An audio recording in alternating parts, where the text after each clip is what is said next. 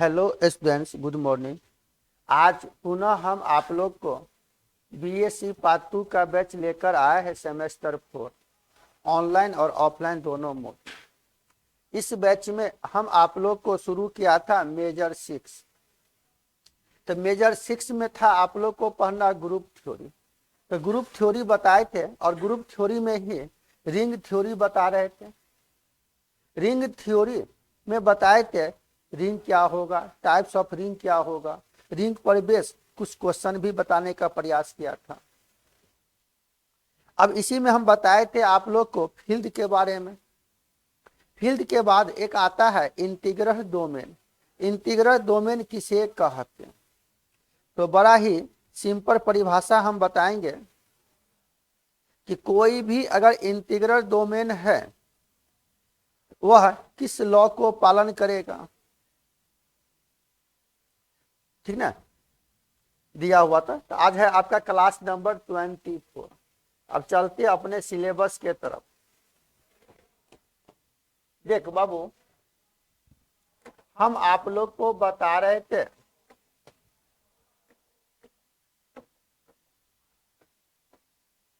Ring theory.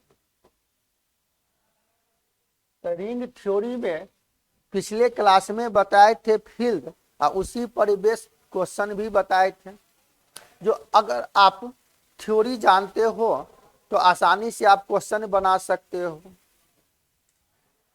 अब field के बाद यहां पर था integral domain. Integral domain, integral domain किसे कहते हैं? आज है क्लास नंबर 24। अगर आप ग्रुप जान गए, रिंग जान गए, तो कम्यूटेटिव रिंग भी जान गए। तो कह रहा है इंटीग्रल डोमेन का परिभाषा, दो टाइप्स का परिभाषा हम बता रहे हैं, जैसे भी आपको लगे वैसे बना सकते हो। देखो, कह रहा कि कोई भी एक रिंग है, वह रिंग कम्यूटेटिव रिंग है। कम्यूटेटिव रिंग के साथ विथ यूनिट एलिमेंट है। तो यूनिट एलिमेंट का मतलब बताए थे a×1 बराबर a भी है, लेकिन no zero division. Zero division का मतलब हुआ कि जीरो डिविजन नहीं होना चाहिए। तो मैंने बताया था आपको डिविजन के बारे में, जीरो डिविजन और नॉन जीरो डिविजन या विदाउट जीरो डिविजन। तो जीरो डिविजन का कॉन्सेप्ट मैंने बताया था कि a×b बराबर 0। तो a का मान 0 नहीं होना चाहिए, b का मान 0 नहीं होना चाहिए, तो वह हो गया विदाउट जीरो डिविजन। क्या बाबू, किसी एक का मान 0 होगा तो कहेंगे वह जीरो डिविजन है कि a×b बराबर 0। तो a का मान 0 नहीं होना चाहिए, b का मान 0 नहीं होना चाहिए, लेकिन दोनों को गुना करेंगे तो a×b मस्ट भी 0 होना चाहिए। Zero division without zero division. तो हम लोग को अगर पूछ देगा कि define integral domain, integral domain का परिभाषा बताइए, तो इंटीग्रल डोमेन का परिभाषा आप क्या लिखोगे? सबसे सिंपल परिभाषा बता रहे हैं, ठीक ना। सबसे सिंपल परिभाषा बता रहे हैं, अगर रिंग है तो आर एक सेट माना, अगर ग्रुप है तो जी हम एक सेट माना, अगर इंटीग्रल डोमेन है तो आई कोई एक सेट मान लेते। कई कई शॉर्टकट में इंटीग्रल डोमेन को शॉर्टकट में आईडी भी लिखा रहता है। इंटीग्रल डोमेन बुक में जनरली यही लिखा रहेगा। इसका सिंपल परिभाषा लिखा जाए या डिफिनीशन कि let I be the any non empty set. मान ले आई कोई भी नॉन एम्प्टी सेट है and let two binary operation, और दो बाइनरी ऑपरेशन है प्लस, प्लस का मतलब हो गया एडिशन, एंड इनटू का मतलब मल्टीप्लिकेशन। और यह दो बाइनरी ऑपरेशन है, तब कहेंगे यहां से then the system I plus और इनटू इतना is said to be an integral domain if it is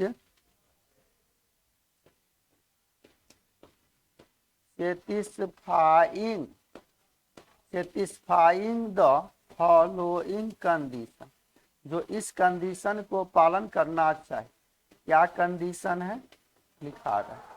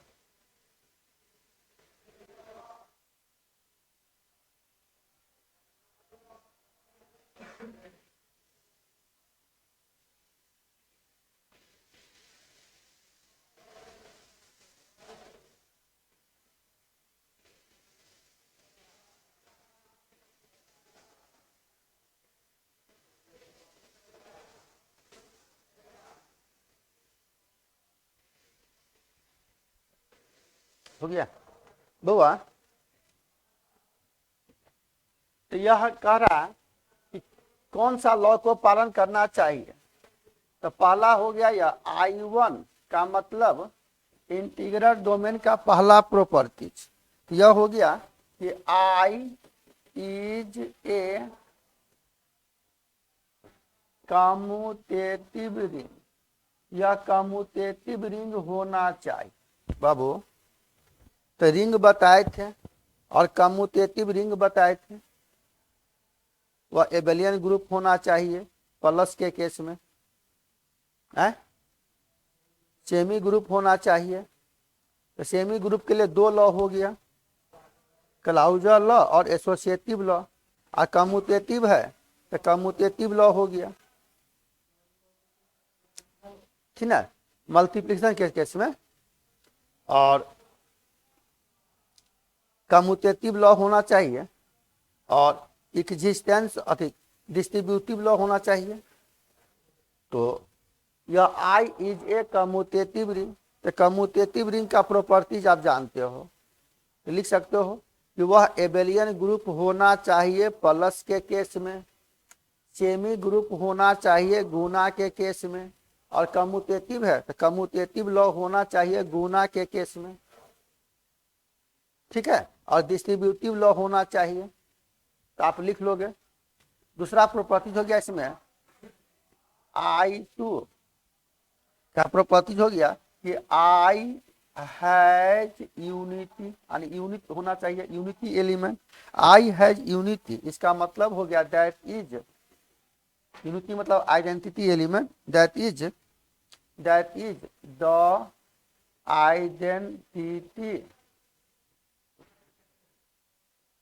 element of multiplication, मतलब आइडेंटिटी एलिमेंट होना चाहिए। तो आइडेंटिटी एलिमेंट का मतलब हो गया बाबू कि मान लो ए एलिमेंट है, ए एलिमेंट है 1 का, अति ए एलिमेंट है I का और 1 भी एलिमेंट है I का, तो a इंटू 1 बराबर a, this is the identity element. और एक मैंने कहा यहाँ पर कि no zero division, zero division नहीं होना चाहिए, है ना, यानी विदाउट जीरो डिविजन। तीसरा प्रॉपर्टीज हो गया यहाँ से I3 का मतलब कहेंगे कि I हैज नो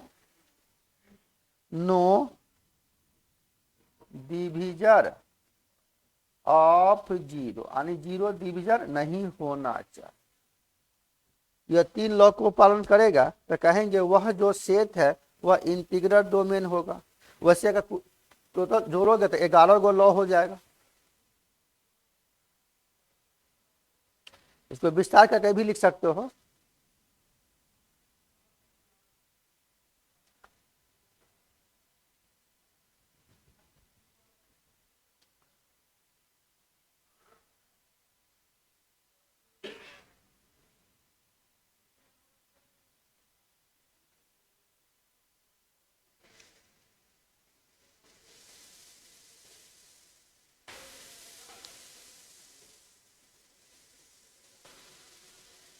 मतलब इंटीग्रल डोमेन होने के लिए जो सेट है वह कम्यूटेटिव रिंग होना चाहिए। तो कम्यूटेटिव रिंग होने के लिए समझो बाबू वह एबेलियन ग्रुप होना चाहिए प्लस के केस में तो 5 लॉ, सेमी ग्रुप होना चाहिए गुना के केस में तो 2 लॉ। सेमी ग्रुप का 2 ही लॉ हो गए, क्लाउजल लॉ और एसोसिएटिव लॉ, तो 5 और 2 7। कम्यूटेटिव लॉ होना चाहिए गुना के केस में तो 8वां लॉ। फिर यहां लिखा हुआ डिस्ट्रीब्यूटिव लॉ, रिंग होने के लिए डिस्ट्रीब्यूटिव लॉ को भी पालन करना चाहिए तो 8 1 9 लॉ। और 10वां में यह हो गया आई हैज यूनिटी, इसका मतलब ए इंटू 1 बराबर ए। यह हो गया नो जीरो डिविजन, तो नो जीरो डिविजन का मतलब हो गया कि ए और बी एलिमेंट है आई का, जो भी सेट लेंगे तो ए इंटू बी बराबर 0, तो कहेंगे आइदर ए बराबर 0 या बी बराबर 0, तो विदाउट जीरो डिविजन या नो जीरो डिविजन। और जीरो डिविजन का कॉन्सेप्ट बताए थे, लिखाए थे कि ए इंटू बी बराबर 0, तो ए का मान 0 नहीं होगा, बी का मान 0 नहीं होगा, तो जीरो डिविजन। और नो जीरो डिविजन का मतलब हुआ कि ए इंटू बी बराबर 0, तो ए का मान 0 या बी का मान किसी एक का मान 0। तो कुल मिला के 11 लॉ हो गया। क्लियर है? तो आप इसको विस्तार करके भी लिख लोगे परिभाषा, या हम ऐसे लिखा दिए काफी है। ये जो मेजर 6 पढ़ा रहे बाबू विवेक, 5-7 क्लास में खत्म हो जाएगा यह किताब, अब थोड़ा ही बाकी है। ये जो किताब देखे ना एकदम लैंग्वेज है, लेकिन फिर कोई बच्चा अगर तो उसको ऑफलाइन पढ़ाएंगे कवर हो जाएगा, या ऑनलाइन में सारा लिंक है हम शेयर कर देंगे तो वहां से कंटिन्यू क्लास है। क्या कि सेमेस्टर 4 में बहुत ज्यादा सिलेबस है, 3 किताब पढ़ना था, मेजर 5 6 और 7। तो अभी हम 6 शुरू किया था। जैसे खत्म हो जाता है तो 5 भी लेके चलेंगे 3 दिन और 7 भी लेके चलेंगे, दोनों 3 दिन और 3 दिन। लगभग आज 25वां क्लास है, 25 दिन हो गया नहीं बाबू शुरू किया हुआ। तो ये क्लियर हो गया परिभाषा। बुआ अगर इस पर क्वेश्चन पूछता है आपको, कहेगा ध्यान दीजिएगा, इंटीग्रल डोमेन पर अगर क्वेश्चन पूछेगा आपको तो क्वेश्चन इस तरह से रहता है कि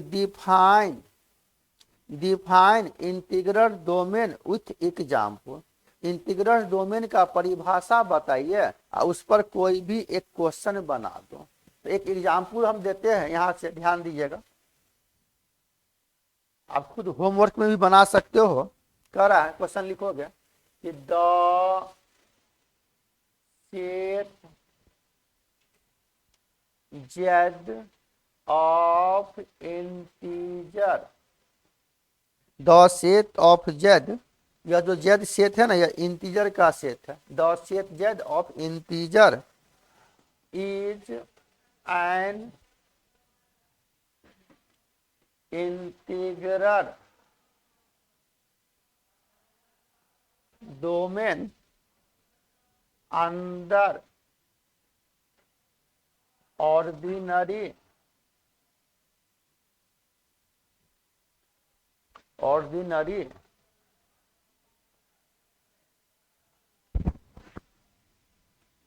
एडिशन एंड मल्टीप्लिकेशन। इसका मतलब हुआ कि जद एक सेट है इंटीजर का, हम रिंग में भी बताए थे, यह 11 लॉ को पालन कर जाएगा। यह जो सेट होगा, यह जो सेट होगा तो इंटीग्रल डोमेन होगा।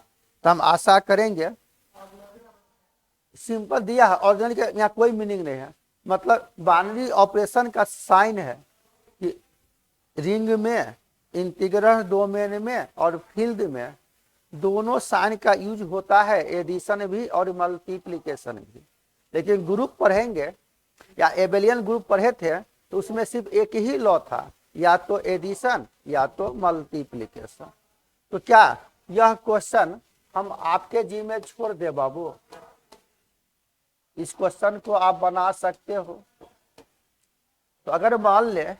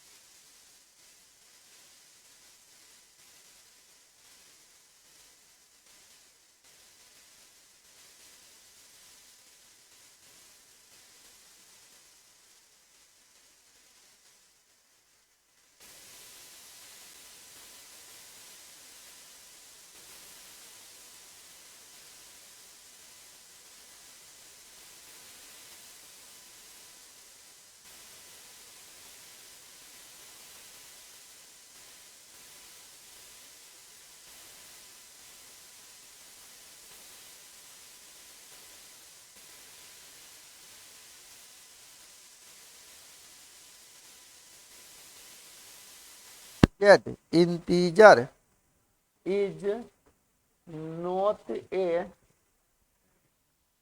field under addition and multiplication.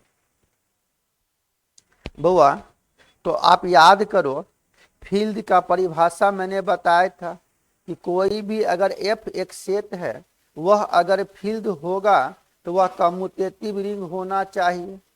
क्या?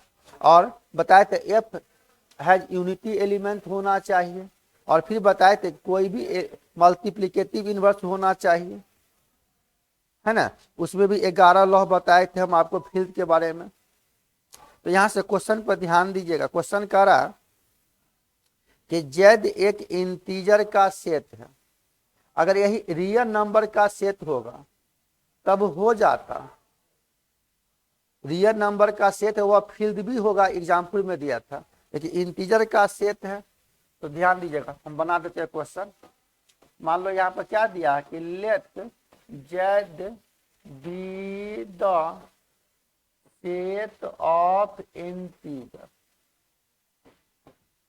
ठीक है, तो अब मान लेते हैं यहां से, हम मान लिया यहाँ से कि लेट अगर ए कोई भी एलिमेंट है जेड का, जेड भी एक इंटीजर है, लेकिन यह ए जो एलिमेंट है ना बाबू, यह ए नॉट इज कर to zero, non zero element है। और यूनिट एलिमेंट का मतलब मान लेते हैं यहां से द यूनिट, या यूनिटी लिख सकते हैं, the unity element in Z is one.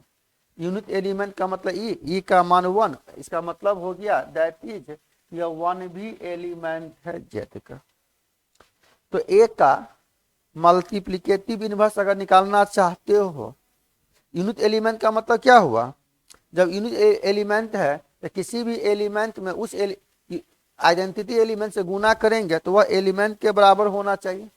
देखिए मल्टीप्लिकेटिव इनवर्स लेंगे तो रिजल्ट होना चाहिए वन, रिजल्ट होना चाहिए वन, इसलिए यहां से कहेंगे देयरफॉर यह a will have the multiplicative inverse. मान लेते हैं कि a will have the multiplicative inverse x.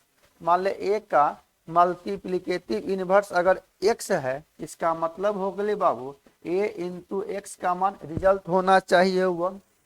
अब आप ही बताइए, अगर यहाँ से मल्टीप्लिकेटिव इनवर्स है तो आपने पढ़ा था ए का मल्टीप्लिकेटिव इनवर्स वन बाई ए, तो मान लो ये एक्स निकालते हो, इसका मतलब क्या हो जाएगा यहाँ से, यह एक्स का मान वन बाई ए या ए इनवर्स, तो यह एलिमेंट नहीं ना है जेड का। अगर यह रियल नंबर होता तो हो जाता, सभी रियल नंबर एक रेशनल नंबर है। हाँ ध्यान दीजिएगा, मतलब मल्टीप्लिकेटिव इनवर्स का मतलब हो लो a into one, a into a inverse का मान वन होना चाहिए, लेकिन यह एक्स का मान वन बता ए, यानी ए इनवर्स कभी होबे नहीं करेगा। इसका मतलब इस लॉ को पालन नहीं किया। जब इस लॉ को पालन नहीं किया तो आप यहां से कह सकते हो, इसका मतलब so non zero element of Z do not have their एक मिनट have their मल्टी, गाड़ी हल्का साइड कर, मल्टीप्लिकेटिव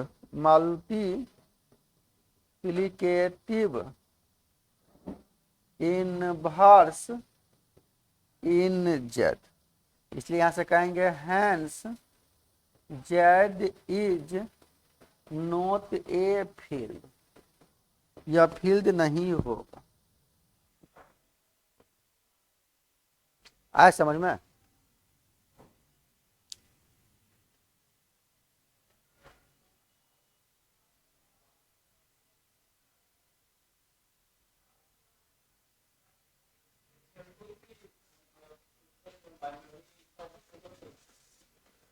क्या बोले?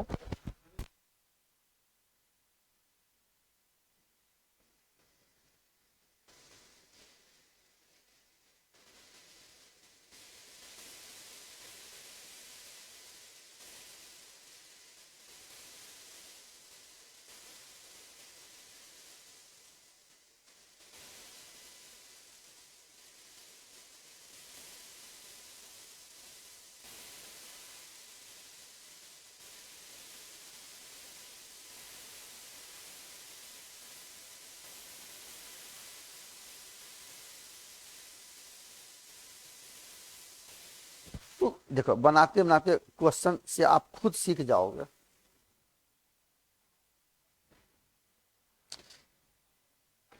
अगर ये इंटीग्रल डोमेन है तो फील्ड होगा, अरे फील्ड इंटीग्रल डोमेन होगा।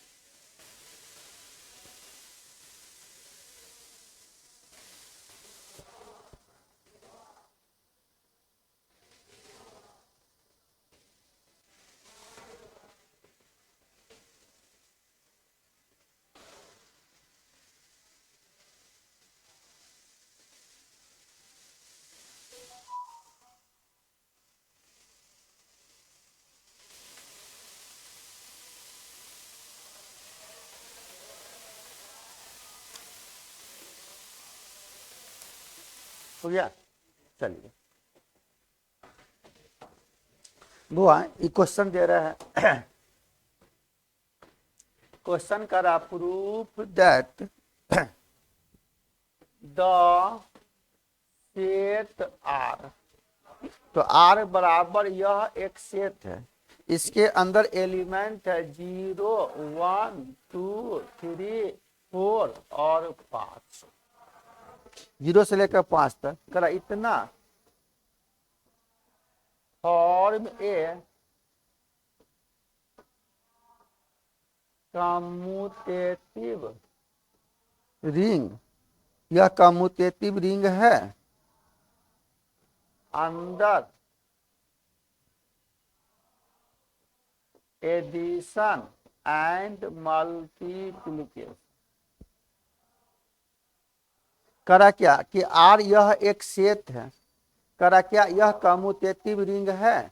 यही क्वेश्चन ऐसे भी घुमा के दे देगा आपको। बोरे यह सेट जो आर है 0 से लेकर 6 तक है, अभी 5 तक है, इसका मतलब मोडुलो 6। यही क्वेश्चन ऐसे भी लिखा रहेगा। और proof that the set of modulo 6, इसका मतलब Z/6 इतना इज ए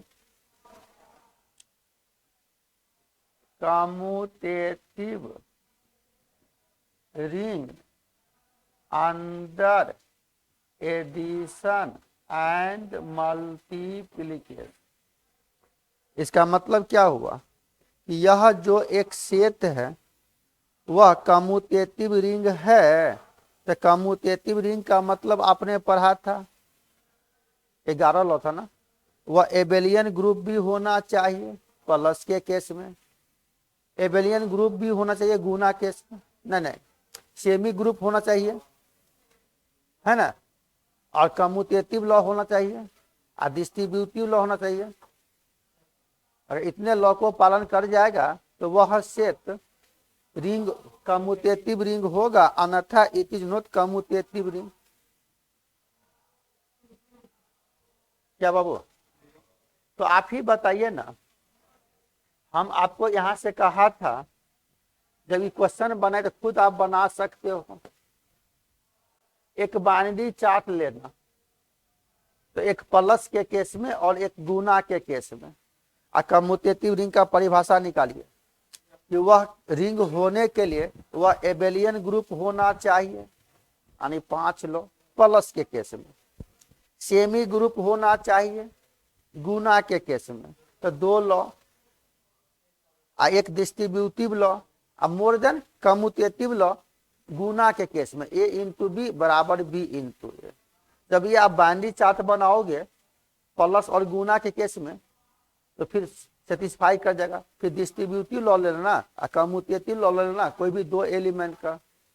तो यह भी क्वेश्चन हम अगर छोड़ दे तो बना सकते हैं। नहीं मिला परिभाषा हो तो यह भी क्वेश्चन हम आपके जी में छोड़ दें कि बना दें। चार्ट बनाएंगे यहाँ पर, नहीं भी लिखो तो चलेगा, लेकिन सब करिए ना जगह। अरे परिभाषा लिख दो, एग्जाम्पल सेटिस्फाई करा दो। बाइनरी सिंपल सी बात है ना, जब बाइनरी लॉ बना चार्ट बनाओगे प्लस के केस में भी या गुना के केस में भी तो एबेलियन ग्रुप होना चाहिए प्लस के केस में, तो 5 लॉ को ऑलरेडी पालन कर जाएगा। और हम बार बार कह रहे हैं कम्यूटेटिव रिंग है तो आप रिंग कम्यूटेटिव रिंग का परिभाषा लिख दो, एग्जाम्पल से सेटिस्फाई करा दो। जैसे ए प्लस बी बराबर जो भी एलिमेंट होगा अल्सो एलिमेंट, तो मान लो 3 और 5 ले लिया, 3 और 5 का मतलब 8 प्लस के केस में, तो 8 तो नहीं है तो 8 में 6 से भागा देंगे तो रिमाइंडर बच गया 2 ऑलरेडी एलिमेंट है, क्लाउजल लॉ को पालन कर गया। इस तरह सभी लॉ पालन कर जाएगा। बाइनरी चार्ट किताब में नहीं दिया, लेकिन अगर आप बना लेते हो बाइनरी चार्ट इससे क्या होगा कि आपको सभी लॉ सेटिस्फाई करने में ज्यादा अच्छा रहेगा। गुना के केस में लिया 3 और 5 लिया, 3 5 का मतलब 15, 15 में 6 से भागा करोगे तो रिमाइंडर 3, तो 3 ऑलरेडी एलिमेंट है नहीं, 3 ऑलरेडी एलिमेंट है तो अच्छी बात है ना। जितना आप विस्तार में लिखोगे अच्छी बात है, और जिस स्टाइल में हम पढ़ा रहे हैं उस तरह से आप लिखेंगे तो किताब से अलग लैंग्वेज हो जाएगा, आपका अलग लैंग्वेज हो जाएगा। और हम एक एक बारीकी से बताने का प्रयास किया है अभी तक, जो भी 25 क्लास पढ़ाया है। बहुत ज्यादा सिलेबस है, मेरा टारगेट है कि इसी मंथ में खत्म हो जाए, कहीं 2-4 क्लास ज्यादा भी लग जाए बाबू, हड़बड़ी नहीं है, आसानी से आप पढ़िए। जब तक मार्केट में बुक आएगा तो फिर बुक से मालूम चल जाएगा कि हम यह पढ़ा है कि यह पैराग्राफ छूट गया, यह थ्योरम छूट गया, तो फिर वहां से कवर करेंगे। या कहीं ज्यादा ही पढ़ा दिए होंगे, इतना तो फिक्स है। तो 2-4-5 क्लास फिर देखा जाएगा बाद में जब बुक आएगा। तो अभी तक बुक नहीं आई है मार्केट में, हम आपको बता रहे क्रमबद्ध। तो यह भी क्वेश्चन हम दे दे, होमवर्क में छोड़ दे। चलिए, कल ही हम एक क्वेश्चन दिया था आपको मॉडुलो 7 पर, तो फील्ड के बारे में बताए थे। जब फील्ड बता दिए और आज हम इंटीग्रल डोमेन का परिभाषा बता दिए, तो इंटीग्रल डोमेन पर भी यह क्वेश्चन बना सकते हो होमवर्क में। ये भी क्वेश्चन लिखिए, नहीं बनेगा बाबू कारीगर हम है ना, हमसे पूछिए ना, अलग से तो पूछ सकते हो ना, फिर हम उसको बना के सॉल्व कर देंगे। चलिए 100% बनेगा, ये मेरा दावा है, क्या कि कंटिन्यू क्लास की हो। हाँ, बीच में आपका एग्जाम शुरू हो रहा है तो घर जाइए तो जल्दी आ जाइएगा, ये नहीं कि होली के बाद आएंगे। जो भी है, क्या कि क्लास तो अभी ले रहे कंटिन्यू। देखा, एक क्वेश्चन लिखो तो बाबू, क्वेश्चन करा यहाँ पर, verify that the set of residue classes modulo 7 is an integral domain। बताइए, अभी हम आपको इंटीग्रल डोमेन का परिभाषा बताए, कल भी यही क्वेश्चन होमवर्क में दिया था फील्ड के बारे में। तो ऐसे ही चार्ट बना लेना, मॉडुलो 7 है तो कोई भी एक सेट मान लेते हो, यहाँ से मान लेते, अगर हम मान लेते यह आई बराबर यह एक सेट है, अब मॉडुलो 7 है तो 0 से लेकर कहाँ तक बुआ 6 तक। एक बाइनरी चार्ट बना लोगे। इंटीग्रल डोमेन का परिभाषा लिखो हो, कौन कौन लॉ को पालन करेगा। पहले आप प्रॉपर्टीज लिख दो, परिभाषा लिख दो और इस एग्जाम्पल से सेटिस्फाई करा दो। 100% सेटिस्फाई कर ही जाएगा, 100% सेटिस्फाई कर ही जाएगा।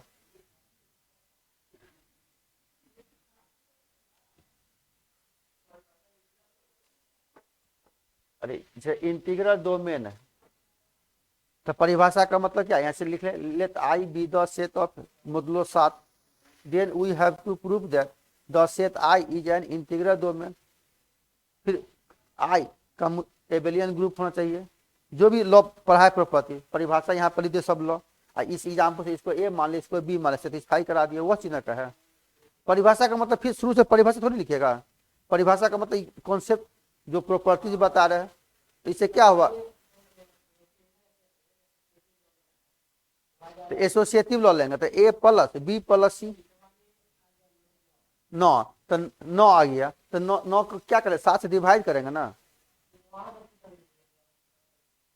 मान लो एक मिनट, एक मिनट मेरी बात समझिएगा। ये भी क्वेश्चन हम दे रहे हैं आपको, आपके जी में होमवर्क में बनाने के लिए, बना लीजिए। ठीक है, एक मिनट रुको ना, अभी हम ये रफ कर रहे हैं आपको। ठीक है बाबू, मान लो ये रफ किया, ये हमसे पूछ दिया यहाँ से एसोसिएटिव लॉ। एसोसिएटिव लॉ हो गया प्लस के केस में आए। तो एसोसिएटिव लॉ का मतलब यही ना कहेंगे आप, इफ मान लो ए बी और सी एलिमेंट इस सेट आई का, तो देन ए प्लस बी प्लस सी बराबर ए प्लस बी प्लस सी। तो इसी सेट में से कोई भी 3 गो एलिमेंट मान लो, ए बी सी क्रम कुछ मान लो, हम 1 2 3 मान ले, या 2 3 और 4 मान लिया एलिमेंट है आई का। तो इसके अनुसार जब सेटिस्फाई कराओगे तो मान लो 2 प्लस 3 प्लस 4 बराबर 2 प्लस 3 प्लस 4। ये मेरा परिभाषा हो गया बाबू। इसी एग्जाम्पल से तो इसको लो, 3 और 4 7, तो 7 में 7 से डिवाइड करोगे तो 0, इस जगह 2 प्लस 0 और 2 और 3 5, तो 5 ऑलरेडी एलिमेंट हो गया। इस जगह 5 प्लस 4, 2 प्लस 0 यानी 2, 5 प्लस 4 यानी 9, तो 9 में 7 से भागा देंगे तो 2 सेटिस्फाई करेगी।